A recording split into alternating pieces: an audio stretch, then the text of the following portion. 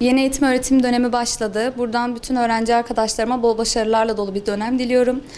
Çocuklar ailelerinden ilk defa bu kadar uzun süre uzakta kalacaklar. Haliyle aileler de çocukların beslenmelerini kontrol edemiyorlar.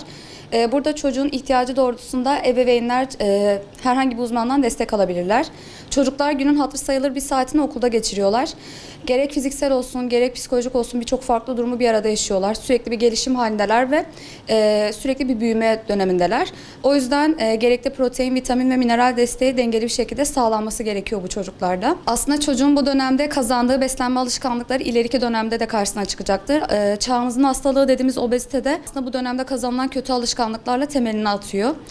Beslenme nasıl olmalı? Birkaç örnek de söyleyebilirim. Örnek vermek gerekirse süt, yoğurt, peynir gibi kalsiyum ve protein içeriği yüksek besinlerin kullanımı kas gelişimi, diş gelişimi, kemik gelişimi için faydalı olacaktır.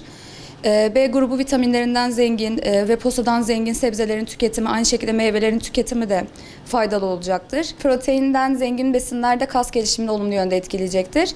Sadece meyve ve sebzelerde şuna dikkat edilmesi gerekiyor.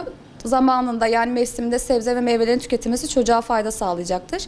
Aslında bu dönemde yapılan en büyük yanlışlardan biri de çocuğun kahvaltı yapmaması. Kahvaltı yapmayan çocukta biraz da aslında beslenme başarıyla da ilişkili oluyor. Kahvaltı yapmayan çocukta bir odaklanamama, işte ders çalışamama, sürekli bir uyku hali görülebiliyor. O yüzden ebeveynlerin çocuğa kahvaltı yapma alışkanlığı kazandırması gerekiyor. Veya şöyle de olabiliyor. Kahvaltı yapmayan çocuk okula gittiği zaman da okulda çıkan yemeği beğenemeyebiliyor. Beğenmediği için de kantindeki paketli gıdalara yönelebiliyor. Bunlar da aslında bizim tüketilmemesini istediğimiz besinler oluyor. O yüzden aileler ne yapabilir burada? Çocuğun beslenme çantasında her zaman kuru yemiş, kuru meyve, taze meyve, işte onu sevebileceği besinleri, örnek vermek gerekirse işte yulaflı bisküvi olabilir bu, süt olabilir. Bunları sürekli beslenmesinde bulundurması gerekiyor.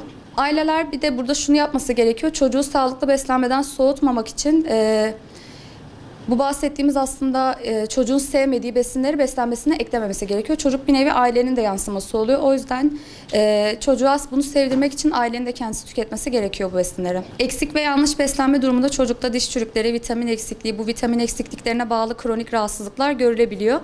Aslında beslenme yaşamın her döneminde kontrol altında tutulması gerekiyor ama özellikle bu gelişim çağındaki çocuklarda ekstra bir önemli oluyor. Şimdi okulda az önce bahsettiğimiz gibi çocuğa evde de beslenme alışkanlığı kazandırılması gerekiyor. Çocuğun beslenme çantasında az önce bahsettiğim besinler bulunduğunda zaten kantindeki ürünlere odaklanılmayacaktır.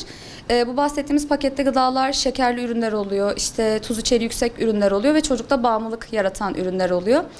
O yüzden bunlara dikkat edilmesi gerekiyor. Çoğu sağlıksız koşullarda hazırlandığı için bir de az önce bahsettiğimiz çağımızın hastalığı obezitenin temelleri bu dönemde atılacağı için ekstra bir riskli oluyor. O yüzden olabildiğince çocukları kantinden uzak tutmak gerekiyor.